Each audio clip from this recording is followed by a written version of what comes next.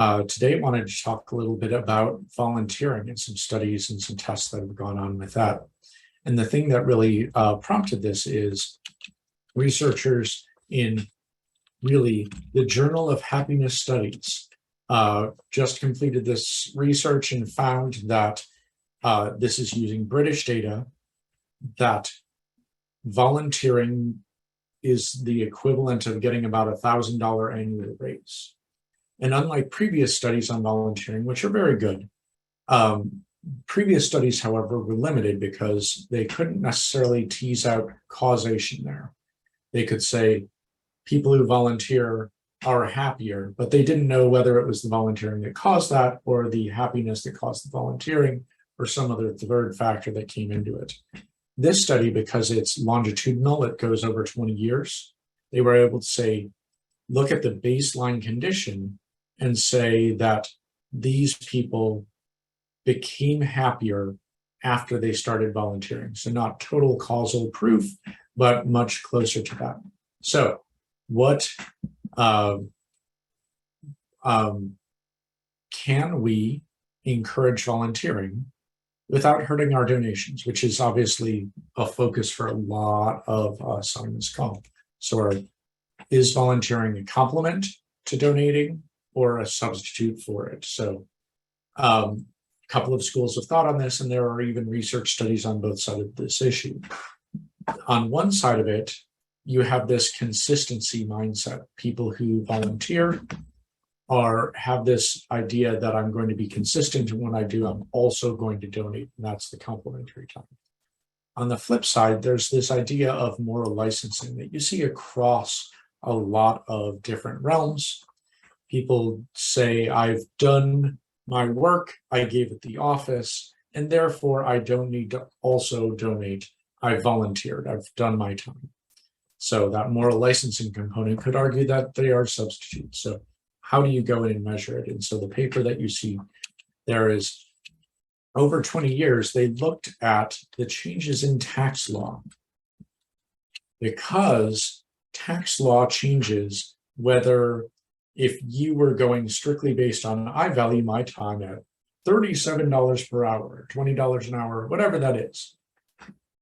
If you were homo economist, you were the person that the economists wish they worked with, the rational utility maximizer, you would substitute money for time or time for money based on these different tax laws. You know, the more that tax giving dollars were incentivized, you do that. And if it was incentivized less, you would give more time than money. So the researchers were able to look at a tax price of donating. What sort of benefit do you get on taxes out of your donations? And so they came up with this different models of how this tax price interacts along with some demographic variables. So the demographic positive correlates with volunteering. People were more likely to volunteer if they were female, if they are married, if they're more educated, if they have more children, probably having to do with volunteering at school functions. And Asian and Hispanic audiences were less likely to volunteer. Now, that could be not asking. We know that from surveys, both Hispanic donors and African-American donors say that they would be happy to donate more if they were asked more. And so there's this asking deficit rather than a giving deficit. That same function could be happening in volunteering as well. So that's the demographic side of things. Looking at the tax implications, they said that for every penny that the cost of volunteering, the cost of donating goes down, this slide's inaccurate here, means a 1.2% increase in volunteering. So that means that as the cost of giving money goes down and giving goes up, volunteering also goes up. So the more people give, the more they also volunteer. So they're complements, not substitutes. So the reason for that is there are some other studies that buoy this up. They call it the foot in the door technique.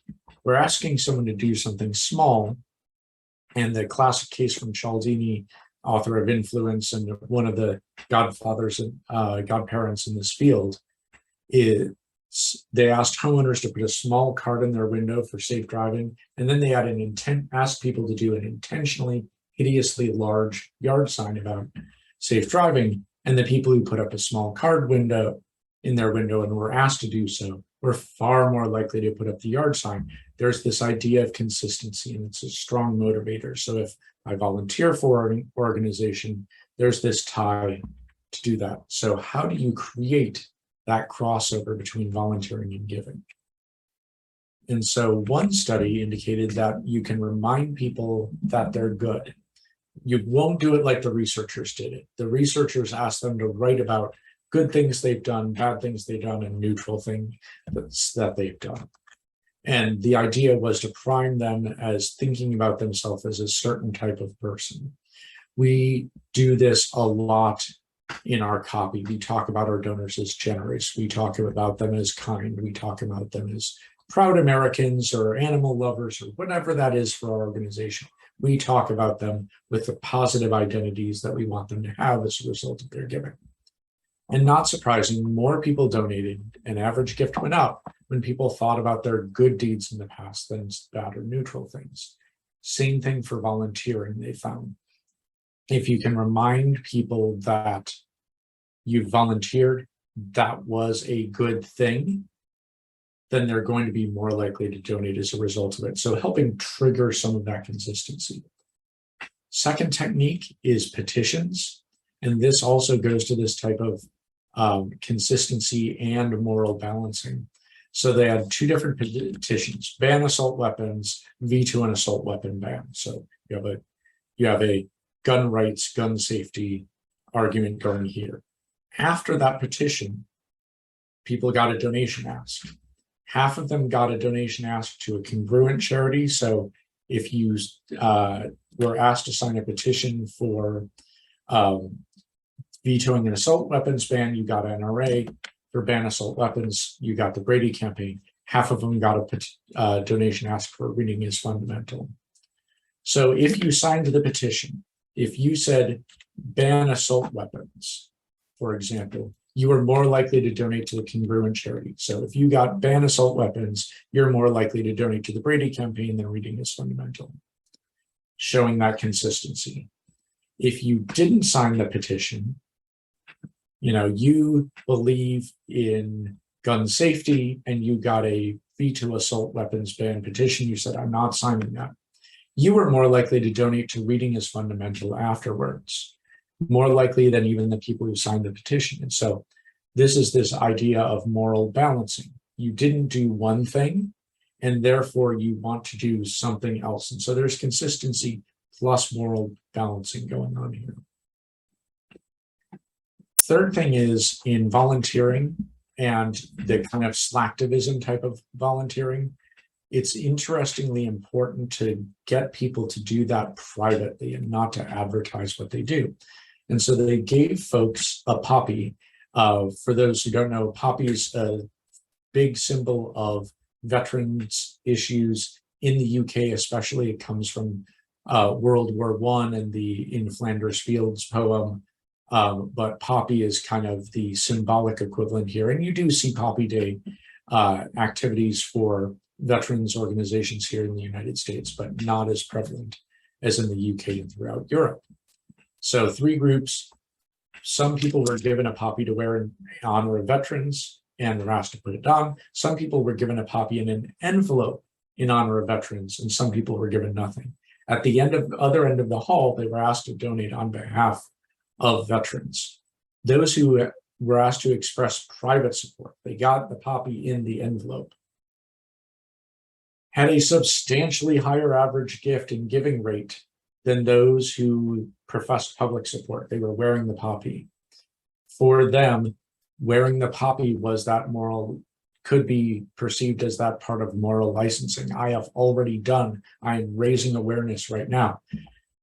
But they were still more than nothing. People who were wearing the poppy were more likely to give than someone else. They further refined the study and showed that private support increased giving when controlled for other factors. Public support didn't have much of an impact. And so the way they talked about it is providing this public initial support satisfied their impression management motivations. Now, that's a fancy way of saying what we know every day from looking at Facebook or Instagram or whatever. No one's food always looks as good as it does in an Insta photo. No one's life with their kids is as rosy as they portray it on Facebook. We're advertising, we are managing our impressions on social media all the time. And wearing the poppy satisfied that need to make an impression to the point that people didn't engage in subsequent support as when that support was private.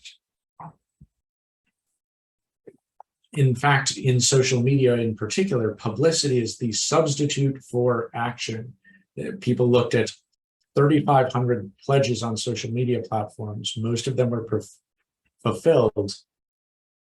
They also looked at whether people broadcasted their petitions or whether it was just something that they kept private. And people who broadcast their petitions and said, I am doing this thing, I am donating in this way, I am pledging my support, were the most likely to be able to delete their pledges.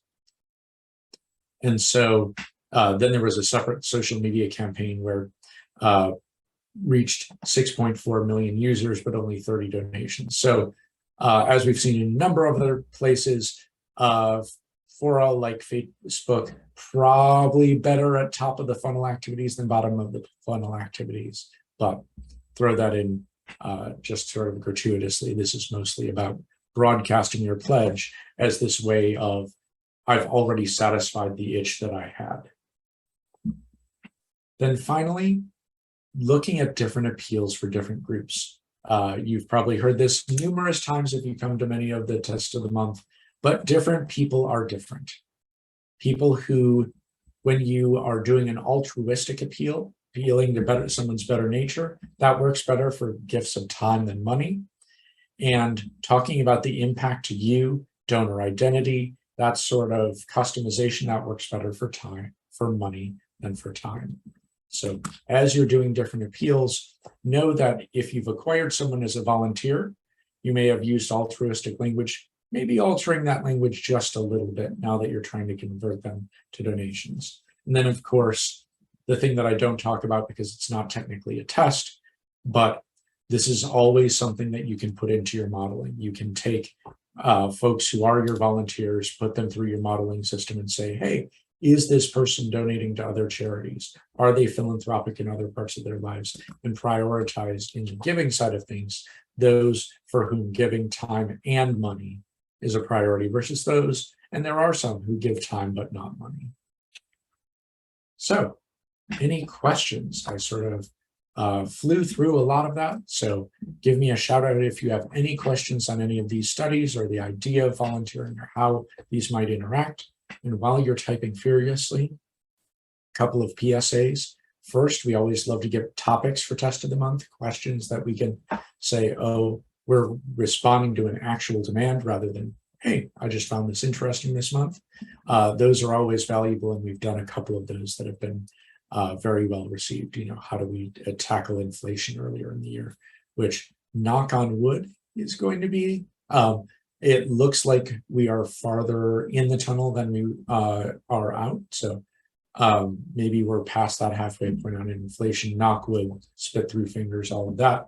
Rail strikes looks like it's going to be averted. So good news on that front. So that was a long tangent, letting us know what topics you want to hear about. Vitally important, and we can tailor to that.